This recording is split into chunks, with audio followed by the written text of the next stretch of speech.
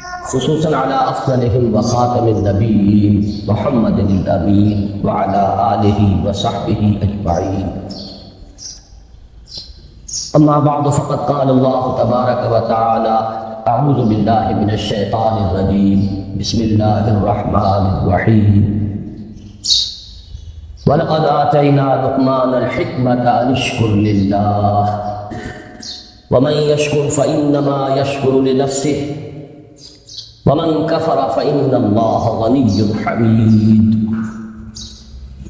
وَإِذْ قَالَ لُقْمَانُ لِابْنِهِ وَهُوَ يَعِظُهُ يَا بُنَيَّ لَا تُشْرِكْ بِاللَّهِ إِنَّ الشِّرْكَ لَظُلْمٌ عَظِيمٌ إِلَى قَوْلِهِ يَا بُنَيَّ أَقِمِ الصَّلَاةَ وَأْمُرْ بِالْمَعْرُوفِ وَانْهَ عَنِ الْمُنكَرِ وَاصْبِرْ عَلَى مَا أَصَابَكَ إِنَّ ذَلِكَ مِنْ عَزْمِ الْأُمُورِ.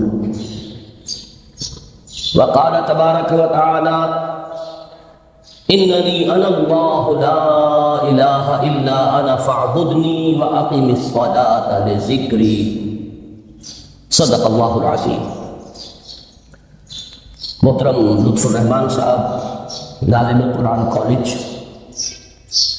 محترم پروفیسر حافظ محمد فاضل صاحب رئیس شعبہ عربی و اسلامیات، محترم میجر ریٹائرڈ فتح محمد صاحب ناظم دارالمقامہ اور عزیز طلباء، میں سب سے پہلے تو آپ حضرات کو مبارکباد پیش کرتا ہوں کہ آپ نے یہ 2 روزہ صلاۃ کیمپ منعقد کیا. میں یہ سمجھتا ہوں کہ قرآن کالج کی یہ پہلی تقریب ہے کہ جو اس کے قیام کے مقصد کے ساتھ بڑی گہری ہم آہنگی رکھتی ہے. پھر یہ کہ جس انداز میں اسے منظم کیا گیا ہے، اس میں خاص طور پر میجر صاحب کی جو فوجی تربیت ہے اس کا جو عمل دخل مجھے نظر آیا ہے، تو میں اس پر بھی انہیں ہدیہ تحسین پیش کرتا ہوں اور امید کرتا ہوں کہ آئندہ بھی دین کے جو اہم اور بنیادی موضوعات ہیں ان پر اسی طرح کے تربیتی کیمپ منعقد کرتے رہیں گے. میری گفتگو کا جو اس وقت عنوان معین ہے اور جو اس وقت آپ کے سامنے لکھا ہوا بھی ہے، فلسفہ دین میں نماز کی اہمیت. اس میں سب سے پہلے تو میں توجہ دلاؤں گا کہ لفظ فلسفہ اصلاً عربی کا ہے اور نہ ہی یہ قرآن حکیم کی اصطلاح ہے. یہ لفظ بھی اپنی اصل کے اعتبار سے یونانی ہے. فلسفی اگرچہ فلسفی عربی میں اب استعمال ہوتا ہے، فلاسفہ اس کی جمع بھی ہوتی ہے، لیکن واقعتاً یہ عربی زبان کا لفظ نہیں ہے. اسی کی ایک مثال اور ہے تصوف. وہ بھی بظاہر تفاعل کے وزن پر خالص صیغہ معلوم ہوتا ہے عربی زبان کا، لیکن یہ بھی تھیوسوفی، یہ بھی در حقیقت یونانی الاصل لفظ ہے جس کی تعریف کی گئی ہے، اسے معرب بنا کر عربی کا جامہ پہنا دیا گیا ہے. فلسفے سے ہم جس علم یا جس شعبہ علم کو مراد لیتے ہیں، قرآن حکیم کی اصطلاح میں اس کے لیے لفظ حکمت ہے. اس کا مادہ حا کاف میم، اور اس کا بنیادی مفہوم وہی ہے کہ جو اس سے جو ایک مشتق لفظ استحکام، کسی شے کا مضبوط ہو جانا، پختہ ہو جانا، قوی ہو جانا، ایسی صلاحیت حاصل کر لینا کہ وہ اپنی حفاظت کر سکے، اپنے خلاف کسی بھی اقدام پر اپنا دفاع کر سکے. یہ ہا کاف میم کے مادے کا اصل مفہوم ہے. اور حکمت انسان کے فکر اور اس کے شعور کی پختگی کا نام، اس لیے کہ انسان حیوانات سے ممیز کیا گیا ہے اگرچہ مختلف اعتبارات سے، لیکن یہ کہ اس میں سب سے اہم اعتبار یہ ہے کہ یہ حیوان عاقل. اسی طریقے سے اسے حیوان ناطق کہا جاتا ہے، اور نطق اور عقل کا بڑا گہرا تعلق ہے اور ربط ہے، دونوں ایک دوسرے سے جڑے. تو ہم کہیں گے شعور، عقل سے انسان کو شعور حاصل ہوتا ہے، اور نطق جو ہے اس کی بنیاد، اس کا سورس جو ہے وہ یہی شعور۔ تو انسانی فکر کی پختگی، انسانی شعور کی پختگی، اس کے اندر ایسی صلاحیت کا پیدا ہو جانا کہ وہ حقائق تک رسائی حاصل کر سکے، اس میں اتنی قوت پیدا ہونا کہ وہ صحیح رخ پر، صحیح رخ سے موڑنے والے جتنے محرکات ہیں ان کے مقابلے میں اپنا دفاع کر سکے، یہ حکمت ہے۔ لہذا فلسفہ دین کی بجائے آپ اپنے ذہن میں حکمت دین کا لفظ رکھیں، اور اب غور کیجئے کہ حکمت دین میں صلاۃ کے مقام کو سمجھنے کے لیے ہمیں یہاں سے ابتدا کرنی چاہیے کہ حکمت دین کا سب سے بنیادی مسئلہ کون سا ہے؟ حکمت دین کا سب سے اہم، سب سے بنیادی، اولین مسئلہ معرفت خدا ہوتی۔ انسان اپنے رب کو پہچانے، اور رب کو پہچان کر اپنے فطری جذبہ تشکر کو اس کی ذات سے وابستہ کرے۔ یہ فطری جذبہ تشکر بھی آپ سمجھ لیجئے کہ یہ بھی نہ صرف انسان بلکہ حیوانات کا بھی خاصہ ہے، کہ اگر ان کے ساتھ کوئی بھلائی کی جائے تو ایک خاص رد عمل ان کی طبیعت میں پیدا ہوتا ہے، جسے ہم جذبہ شکر یا جذبہ تشکر سے تعبیر کر سکتے ہیں۔ حیوان کے پاس اگرچہ وہ زبان نہیں ہے کہ جس میں وہ اپنے اس جذبے کو الفاظ کا جامہ پہنا کر اپنے محسن کی خدمت میں پیش کر سکے، لیکن یہ کہ اگر کبھی کسی بھوکے پیاسے حیوان کو آپ نے کوئی غذا فراہم کی ہو یا پانی پلایا ہو، اور پھر اگر آپ اس کی آنکھوں میں دیکھیں گے تو وہ جذبہ تشکر وہاں سے ابلتا ہوا محسوس ہوتا ہے۔ یہ گویا کہ فطرت کا تقاضا ہے۔ حیوانات سے بلند تر سطح پر انسان ہے، تو فطرت انسانی کا بڑا اساسی اور بنیادی تقاضا ہے کہ وہ اپنے محسن کا شکر ادا کرے، جس نے بھی اس کے ساتھ کوئی بھلائی کی ہو، خیر کیا ہو، اس کی کوئی احتیاج پوری کی ہو، اس کی کوئی ضرورت پوری کی ہو، اس کا وہ شکر ادا کرے۔ تو یہ فطری جذبہ تشکر جب تک عقل انسانی اپنے اصل محسن اور مربی کو نہیں پہچانتی تو یا تو یہ منتشر رہتا ہے یا بھٹکتا رہتا ہے۔ چنانچہ شرک کی جو ساری تاریخ ہے اس کا تجزیہ کریں گے تو بات یہی نظر آئے گی کہ اس جذبہ تشکر نے اپنے علم کی کوتاہی کی وجہ سے، اپنے فہم کی کوتاہی کی وجہ سے مختلف اشیاء کے ساتھ یا مظاہر قدرت کے ساتھ اپنے آپ کو منسلک کر لیا۔ مثلاً یہ کہ یہ بات غلط نہیں ہے کہ ہماری دنیا کا یہ سارا نظام جو ہے اس میں سورج کی حرارت کو بہت بڑا دخل حاصل ہے۔ ساری انرجی جو ہمارے پاس ہے اس کی سورس تو اصل میں وہ سولر انرجی ہے۔ لکڑی بھی آپ جلا کر اگر آگ کے ذریعے سے حرارت حاصل کرتے ہیں تو وہ بھی در حقیقت سورج ہی کی وہ حرارت تھی کہ جو اس لکڑی میں جذب ہوئی ہے، اس نے وہ صورت اختیار کی۔ فصلوں کو سورج پکاتا ہے، اس کی حرارت جو ہے وہی ان کے پکنے کا ذریعہ بنتی ہے۔ لہذا انسان نے یہ سمجھا کہ ہمارا سب سے بڑا محسن یہ ہے، لہذا اس کے آگے ہاتھ جوڑ دیے، اس کو سجدہ کیا، اسے معبود بنا لیا۔ اسی پر آپ قیاس کرتے چلے جائیے، جس چیز کے بارے میں احساس ہوا کہ اس کے ساتھ ہماری کوئی بھلائی وابستہ ہے، یہ ہمارے لیے کسی خیر کا ذریعہ ہے، اس کے سامنے انسان جھک گیا اور اس کے اظہار تشکر کے لیے اس نے مراسم عبودیت ایجاد کی۔ تو عقل انسانی کی اصل معراج یہ ہے کہ وہ اپنے اصل مربی کو پہچانے، اپنے اصل رب کی معرفت حاصل ہو جائے کہ یہ تمام مظاہر فطرت، مظاہر قدرت، اگرچہ یہ سب ہے اس دنیا میں، اس کے نظام کو مختلف پہلوؤں سے ان کے ساتھ وابستہ کیا گیا ہے، لیکن یہ سب خود کسی اور کی ربوبیت کے مظہر ہے۔ کوئی اور ہے جو ان سب کا خالق ہے، کوئی اور ہے کہ جس نے ان کے لیے یہ سارا نظام بنایا ہے۔ تو ایک ہی چھلانگ میں انسان پھر وہاں پہنچتا ہے اور اپنے اصل رب اور مربی کو پہچان کر اب اپنے پورے جذبہ تشکر کو اس کی ذات کے ساتھ منسلک کرتے ہیں۔ یہ میں نے خلاصہ عرض کیا آپ کے سامنے سورہ لقمان کے دوسرے رکوع کی اس پہلی آیت کا، جس میں اللہ تعالیٰ نے حضرت لقمان کے حوالے سے حکمت اور حکمت کا جو منطقی اور لازمی نتیجہ ہے دونوں چیزوں کو بیان کر دیا۔ وَلَقَدْ آتَيْنَا لُقْمَانَ الْحِكْمَةَ أَنِ اشْكُرْ لِلَّهِ، ہم نے لقمان کو حکمت عطا کی کہ کر شکر اللہ کا۔ فطرت سلیمہ کا تقاضا شکر، محسن کے لیے مربی کے لیے، اور عقل کی معراج اپنے اصل محسن اور مربی کو پہچاننا، اسی کا نام حکمت ہے۔ حکمت عقل صحیح اور فطرت سلیمہ کے امتزاج سے وجود میں آتی ہے، جس کا نتیجہ شکر رب ہے یا معرفت رب۔ تو یوں سمجھیے کہ حکمت دین کا اساسی مسئلہ ہے، باقی سارے مسائل اب یہیں سے آگے چلیں گے۔ اس کے لیے یہ بات اگر آپ نے منتخب نصاب کے وہ اسباق پڑھ لیے ہیں تو یہ چیزیں سامنے آ چکی ہوگی کہ اس کے لیے قرآن کا اسلوب یہ ہے کہ آیات کے حوالے سے انسان کے اندر معرفت رب کو جگایا جاتا ہے۔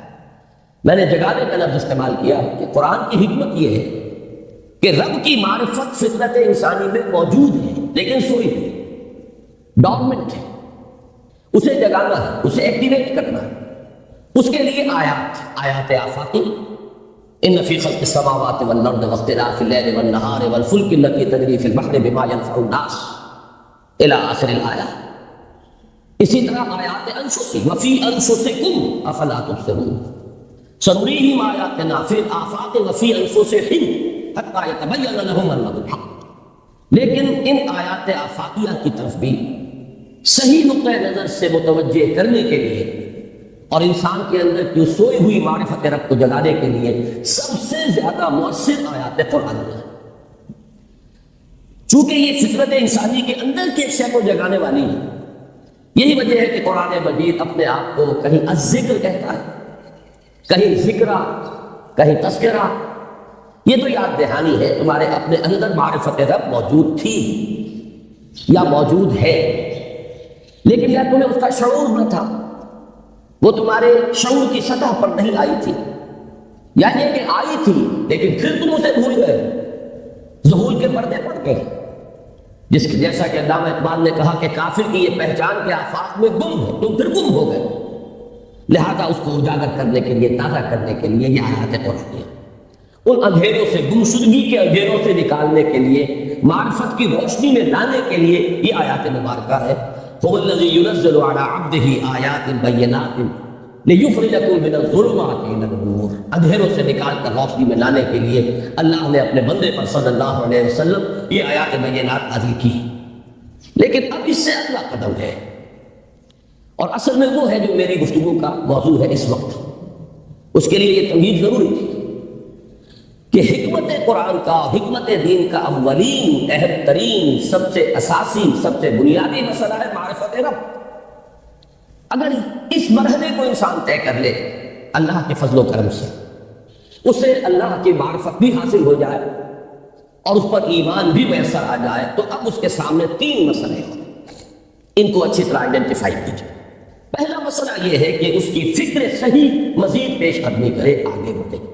یہ تو اس کا سٹارٹنگ پوائنٹ تھا، رب کو پہچان لینا۔ ابھی تو اس سے آگے بڑھ کر اس فکر صحیح کو، بڑی بلندیوں کو چھونا ہے۔ جیسے کہ کلمہ طیبہ کی تمثیل بیان کی گئی قرآن مجید میں، کَشَجَرَةٍ طَیِّبَةٍ أَصْلُهَا ثَابِتٌ وَفَرْعُهَا فِي السَّمَاءِ۔ تو فکر انسانی کے لیے وہ اصل ثابت، جمی ہوئی جڑ جو ہے وہ تو ہے معرفت رب۔ لیکن اب یہ فکر ترقی کرے گی، یہ نشو و نما پائے گی، یہ آگے بڑھے گی، اس کی شاخیں یہ آسمانوں سے بات کرے گی، آسمانوں کی بلندیوں کو چھوئے گی۔ تو سب سے پہلا مسئلہ ہے فکر صحیح کی مزید پیش رفت، پیش قدمی۔ دوسرا مسئلہ انسان کا بہت بنیادی، عمل کی درستی، صحیح عمل۔ انسان اپنے نفس امارہ سے مغلوب ہو کر یا جذبات کی رو میں بہہ کر یا ماحول کے اثرات سے مرعوب ہو کر وہ کسی غلط رخ پر نہ پڑ جائے، تو اس کے عمل کو درست رکھنے کے لیے کوئی اسے سہارا دیتا ہے۔ اور تیسری ضرورت اس کی، یہ میرے نزدیک اس دور میں سب سے زیادہ نگاہوں سے اوجھل ہو چکی ہے، یہاں تک کہ ہمارے بہت سے دینی حلقے بھی خاص طور پر جو ریلیجس ایکٹیوسٹ شمار ہوتے ہیں، جو دین کی احیائی جد و جہد میں مصروف نظر آتے ہیں، تجدید دین، احیاء دین، غلبہ دین، اقامت دین، ان کی بھی ایک بہت بڑی محرومی ہے کہ وہ ایک تیسرے گوشے کو تقریباً نظر انداز کرتے ہیں، اور وہ ہے روحانی ترقی۔ اس لیے کہ انسان کی اصل عظمت کی بنیاد میں وہ روح ہے جو اس پر پھونکی گئی۔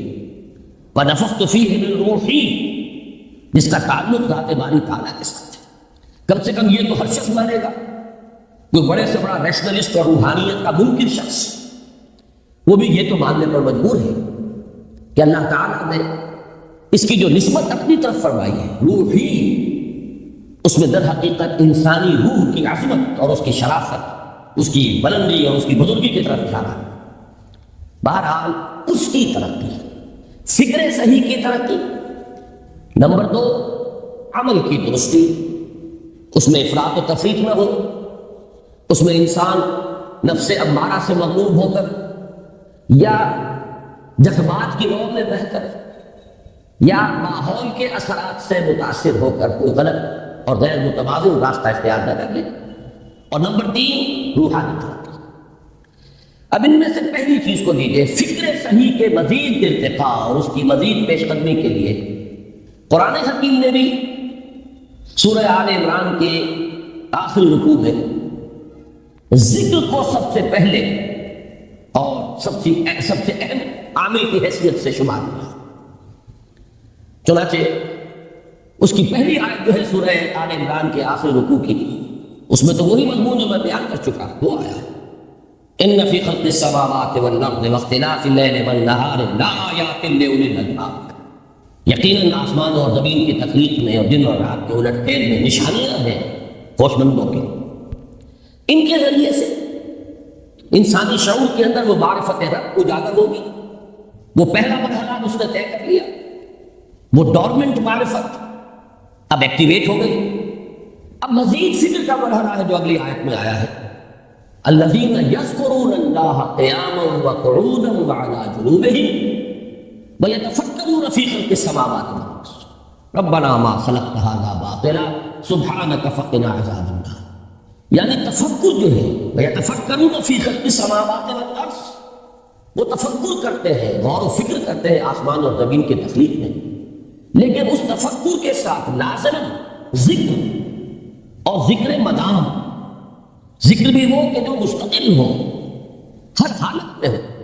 الذین یذکرون اللہ قیاما وقعودا وعلی جنوبہم، وہ لوگ کہ جو اللہ کو یاد رکھتے ہیں، اللہ کا ذکر کرتے ہیں، کھڑے ہوئے بھی، بیٹھے ہوئے بھی، اور اپنے پہلوؤں کے بل یعنی لیٹے ہوئے۔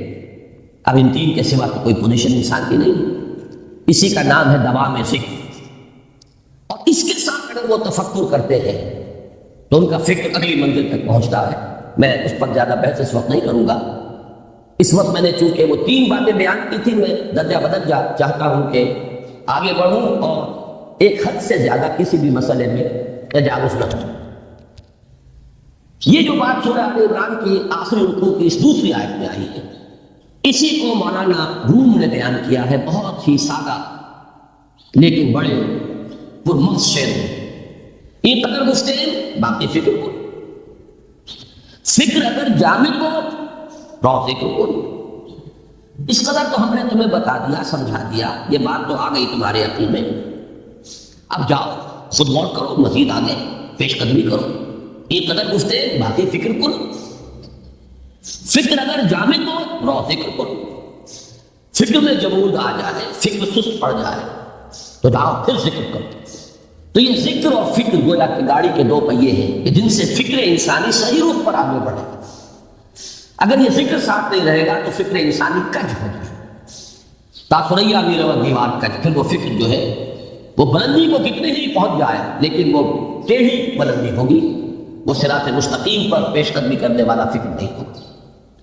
اسی کو علامہ اقبال نے اپنے 2 اشعار میں، کیونکہ انہوں نے مولانا روم کو اپنا پیر بھی تسلیم کیا ہے، مرشد رومی، تو یہ فکر جو ہے، یہ خیال جو مولانا روم نے پیش کیا، اسی کو علامہ اقبال نے 2 اشعار میں سمجھتا ہوں کہ مزید شکوہ کے ساتھ مزید خوبصورت اور حسین انداز میں پیش کیا ہے۔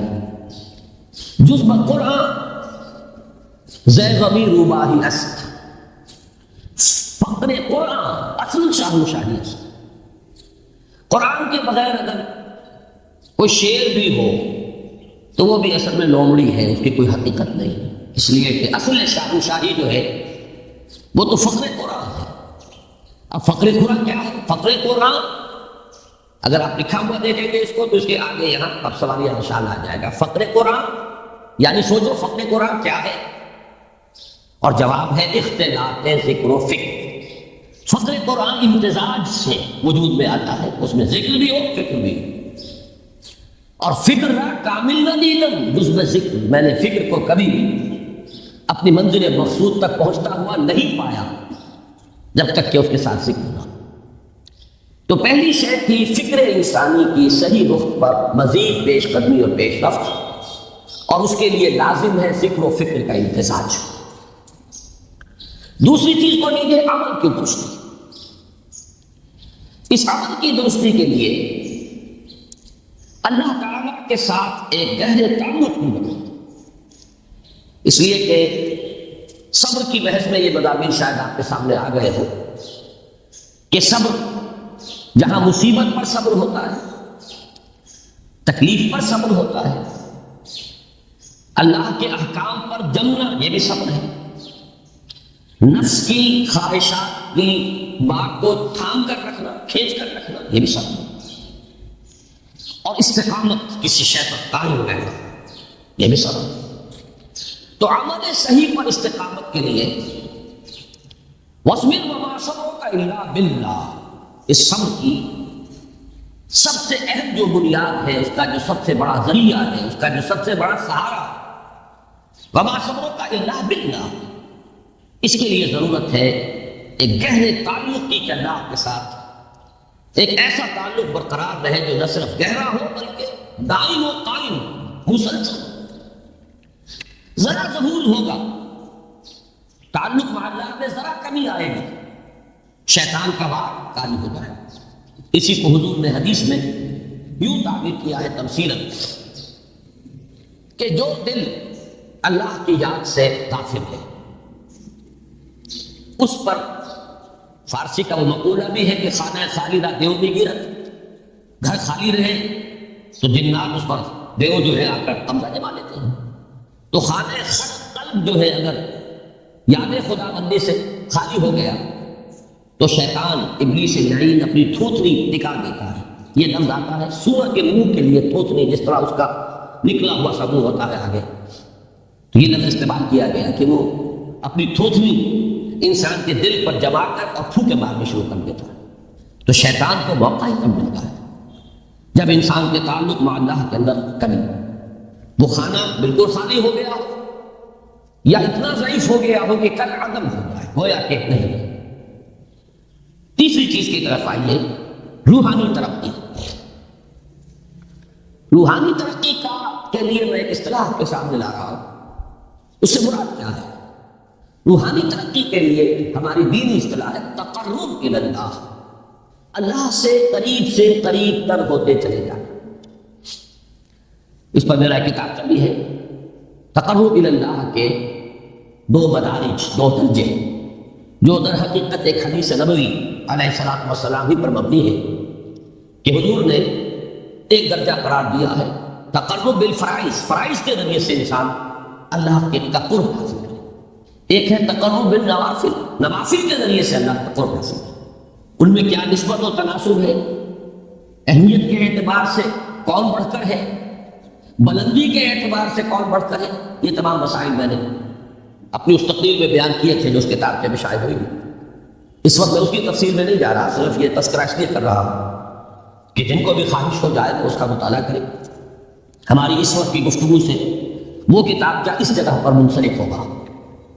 تو تقرب الی اللہ، یہ تقرب کوئی فزیکل فینومینن نہیں ہے، جسمانی یا مادی مسئلہ نہیں ہے۔ اللہ سے قرب یہ نہیں ہے کہ کوئی کروڑوں میل کا فاصلہ ہے، اب ہمیں کوئی رسی پر چڑھنا ہے اوپر بڑی محنت اور مشقت سے، فصل تو ہے ہی نہیں، فاصلہ ہے ہی نہیں، موت ہے ہی نہیں۔ نحن اقرب الیہ من حبل الورید، ہم تو انسان سے اس کی شہوت سے بھی زیادہ قریب۔ ہوا معکم اینما کنتم، وہ تو تمہارے ساتھ ہی ہوتا ہے جہاں کہیں تم ہو، بس صرف یہ کہ تمہاری توجہ نہیں ہوتی، تم اور چیزوں میں مشغول و مصروف رہتے ہو، تم ہماری طرف دھیان ہی نہیں دیتے، تم ہماری طرف متوجہ ہی نہیں ہوتے، ہم تو مائل بے کرم ہے، کوئی سائل ہی نہیں، راہ دکھلائیں کسے رہنر منزل ہی نہیں۔ انسان جب متوجہ ہو جاتا ہے اور بڑھتا ہے، آگے پیش قدمی کرتا ہے روحانی اعتبار سے، تو یہ ہے در حقیقت قرب اللہ، اور یہی اسی کو ہم کہیں گے روحانی ترقی۔ اب ان تین چیزوں کو اگر آپ نے ذہن میں جما لیا، پھر میری بات کی ترتیب اس کو ذہن میں قائم کیجیے۔ ہم چلے کہاں سے؟ کہ دین کے ساتھ اصل مناسبت فلسفے کی نہیں، حکمت کی۔ نمبر 2، حکمت قرآنی کا پہلا اور اہم ترین اور بنیادی مسئلہ معرفت رب کا حصول ہے۔ اس کا نتیجہ شکر خدا بندی، اس کا ذریعہ آیات آفاقی، آیات انفسی، اور سب سے بڑھ کر آیات قرآنیہ، جو الذکر، جو تذکرہ ہے، جو ذکر ہے۔ لیکن اس پہلے مرحلے کو اگر کوئی انسان بفضل ہی تعالی، اللہ کے فضل و کرم سے طے کر لے، اب اس کے سامنے تین مسئلے، فکر کی مزید پیش قدمی صحیح رخ پر، اس کے لیے ذکر اور فکر دونوں کا امتزاج لازمی ہے۔ فقر قرآن اختلاط ذکر و فکر، الذین یذکرون اللہ قیاما وقعودا وعلی جنوبہم ویتفکرون فی خلق السماوات۔ دوسری شے عمل کا درست رہنا، نہ افراط و تفریط ہو، عدم توازن ہو، نہ انسان نفس سے مغلوب ہو جائے، نہ انسان جذبات کی رو میں اندھا ہو جائے، نہ انسان ماحول سے مرعوب ہو کر متاثر ہو، صحیح رخ پر اس کا عمل۔ نمبر 3، روحانی ترقی، جو اصل حاصل ہے، جو اصل مقصود ہے۔ نمبر 2 چیز کے لیے تعلق مع اللہ ضروری، نمبر 3 کے لیے تقرب الی اللہ۔ اب غور کیجئے، ان تینوں چیزوں کا بڑا گہرا تعلق ہے نماز کے ساتھ، ان تینوں کے لیے ستون کی حیثیت نماز ہے۔ لہذا ایمان کے بعد یا معرفت رب کے بعد حکمت دین کا اہم ترین مسئلہ نماز، صلاۃ۔ اس لیے کہ ایک طرف یہ انسان کو اللہ کے ساتھ ایک گہرے تعلق کا ذریعہ فراہم کرتی ہے، اپنے تمام مصروفیات میں سے، ان مشغولیتوں میں جن میں گم ہونے کا خدشہ ہوتا ہے، نکلو۔ 24 گھنٹے کے معمولات میں سے کم 5 مرتبہ تو لازماً نکلو، اور اپنے آپ کو ذرا، اپنے حواس کو بھی، اپنی باطنی کیفیات کو بھی ذرا تازہ کرو۔ اگر کوئی گندگی، نجاست، کسی طرح کی ناپاکی کا کوئی معاملہ ہے، طہارت سے تمہارے اندر روح کو بھی بالیدگی ہوگی، تمہارے حواس بھی تازہ ہو گئے، تم گویا کہ بحیثیت کل تمہاری ہستی چاق و چوبند ہو جائے۔ وہ کسل، وہ سستیاں، وہ جو ایک کثافتیں ہوتی ہیں، ان سب سے نجات حاصل کرو، اور اب اپنے رب کے حضور میں کھڑے ہو جاؤ، اس کے ساتھ اپنا عہد بھی تازہ کرو، اس کی اہم صفات کو بھی اپنے ذہن میں پھر مستحضر کرو۔ یہی وجہ ہے، دیکھیے میں نے جو آیات آپ کو شروع میں سنائی تھی، سورہ لقمان کی 2 آیتیں، پہلی آیت میں اس کا ترجمہ کر چکا، دوسری آیت وَلَقَدْ وَإِذْ قَالَ لُقْمَانُ لِابْنِهِ وَهُوَ يَعِظُهُ يَا بُنَيَّ لَا تُشْرِكْ بِاللَّهِ إِنَّ الشِّرْكَ لَظُلْمٌ عَظِيمٌ۔ اس کے بعد درمیان میں کچھ مضمون آ کر پھر وہ آیت مبارکہ آئی، یا بنی اقم الصلاۃ وامر بالمعروف وانہ عن المنکر واصبر علی ما اصابک۔ گویا کہ اہم ترین چیز، بنیادی ترین چیز، اللہ کو محض پہچان لینا کافی نہیں ہے، یاد رکھنا ضروری ہے۔ اللہ یاد رہے گا تو فکر صحیح آگے بڑھے گا، اللہ یاد رہے گا اور اس کے ساتھ ایک گہرا تعلق جو ہے برقرار رہے گا تو عمل درست رہے گا۔ بالکل یہی بات سورہ طٰہٰ میں جو پہلی وحی حضرت موسیٰ علیہ السلام پر ہوئی، اور پہلا مخاطبہ ہے جو کہ حضرت موسیٰ کو یہ انبیاء کرام کے مقدس گروہ میں ایک امتیازی حیثیت حاصل ہے کہ ان سے براہ راست گفتگو ہوئی ہے، اگرچہ صرف ایک پردہ تھا، اوٹ من ورائے حجاب گفتگو ہوئی ہے، لیکن یہ کہ کوئی فرشتے کا درمیانی جو ہے وہ لنک نہیں تھا، براہ راست اللہ تعالیٰ نے حضرت موسیٰ علیہ السلام سے کلام فرمایا۔ کلم اللہ موسیٰ تکلیما، موسیٰ سے تو اللہ نے کلام فرمایا جیسے کہ کلام کیا جاتا۔ تو پہلا مخاطبہ ہے، یہ پہلا مکالمہ ہے، پہلی وحی کے لیے اسی میں یہ الفاظ بھی موجود ہیں، اننی انا اللہ لا الہ الا انا فاعبدنی واقم الصلاۃ لذکری۔